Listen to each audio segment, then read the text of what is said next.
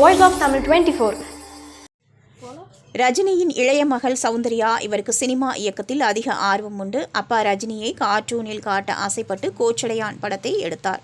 ரஜினியை லைவாக மட்டுமே பார்த்து ரசித்த ரசிகர்களுக்கு அவரை கார்ட்டூன் போல பார்க்க பிடிக்கவில்லை. அதனாலே அந்த படம் படுதோல்வி அடைந்தது. இத்தனைக்கும் சரத்குமார், சோபனா, தீபிகா படுகோனே, ஆதி, ஜாக்கி ஷெராப், நாசர் போன்றவர்களின் உருவங்களை கார்ட்டூனில் கொண்டு வந்திருந்தார்கள். இந்த படத்திற்கு இசை புயல் AR ரஹ்மான் இசையமைத்திருந்தார். பாடல்கள் நன்றாக இருந்தாலும் படம் ரசிகர்களுக்கு பிடிக்கவில்லை. எனவே இந்த படம் தோல்வி அடைந்தது. இந்த படத்தை ஈரோஸ் இன்டர்நேஷனல் என்கிற நிறுவனத்தோடு இணைந்து சௌந்தர்யா தயாரித்திருந்தார். ஆனால் படம் தோல்வி என்பதால் ஈரோஸ் நிறுவனத்திற்கு சௌந்தர்யா தரப்பில் சில கோடிகளை நஷ்ட ஈடாக கொடுக்க வேண்டியிருந்தது. ஆனால் அதை அவர் கொடுக்காததால் அந்த நிறுவனம் நீதிமன்றத்தில் வழக்கு தொடர்ந்து பல வருடங்கள் அந்த வழக்கு நடந்தது. தற்போது மீண்டும் அதுபோல ஒரு சிக்கலில் மாட்டியிருக்கிறார் சௌந்தர்யா. அமேசான் பிரைம் OTT நிறுவனத்திற்காக குருதிப்புனல் என்கிற வெப் சீரிஸை தயாரித்து வருகிறார்.